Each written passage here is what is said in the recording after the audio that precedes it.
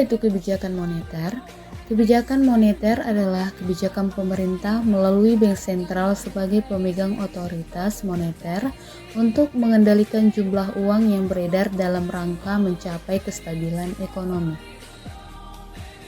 Tujuan kebijakan moneter yaitu 1. Menjamin kestabilitas, 2. Mengendalikan inflasi, 3. Meningkatkan lapangan kerja, 4. Meningkatkan kestabilitas harga barang dan pasar, 5. Itu menjaga keseimbangan neraca, pembayaran internal, 6. Itu mendorong pertumbuhan ekonomi.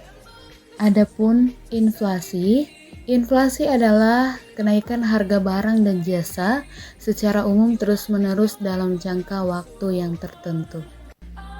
Dikatakan tingkat harga secara umum, sebaliknya syarat inflasi dikarenakan banyak sekali jenis barang di pasaran. Naiknya 1 atau 2 barang saja tidak bisa disebut inflasi jika sebagian besar barang mengalami kenaikan, yang juga dikatakan kenaikan harga yang terus-menerus sebagai syarat dikatakannya sebuah inflasi. Hal ini harga bisa saja naik untuk sementara.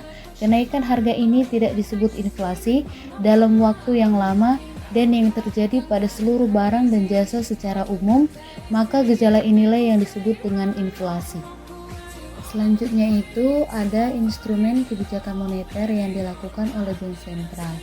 Salah satunya itu adalah diskonto. Diskonto adalah kebijakan bank sentral untuk menaikkan atau menurunkan tingkat suku bunga di bank.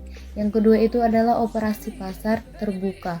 Adalah kebijakan bank sentral untuk membeli atau menjual surat berharga milik pemerintah seperti sertifikat Bank Indonesia. Yang ketiga itu adalah kredit selektif.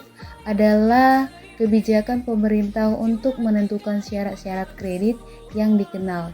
Yang keempat itu cash ratio adalah kebijakan bank sentral untuk menetapkan angka banding minimum antara uang tunai dan kewajiban giral bank. Nah, selanjutnya itu ada deflasi. Deflasi adalah kondisi penurunan harga barang dan jasa yang terjadi secara berkelanjutan dalam suatu wilayah. Nah, beberapa penyebab terjadinya deflasi antara lain penurunan jumlah uang beredar di masyarakat karena cenderung menyimpan uangnya di bank, berkurangnya permintaan barang sementara produksi akan barang terus meningkat atau tidak bisa dikurangi, dan masyarakat tidak lagi mengkonsumsi barang tersebut karena bosan atau membatasi pembelian, serta perlambatan kegiatan ekonomi, sehingga banyak pekerja yang berdampak karena berkurangnya penghasilan sehingga jumlah uang yang beredar di masyarakat pun menjadi berkurang. Nah, contoh dari deflasi yaitu contoh kondisi deflasi di Indonesia adalah ketika memasuki bulan puasa, di mana mayoritas masyarakat membatasi pengeluarannya karena menyesuaikan pola konsumsinya selama Ramadan. Pengeluaran masyarakat untuk kelompok makanan dan minuman merupakan menyumbang besar terjadinya deflasi.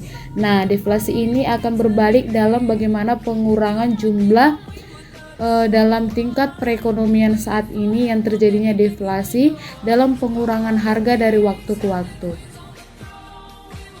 Terima kasih, semoga materi ini dapat bermanfaat.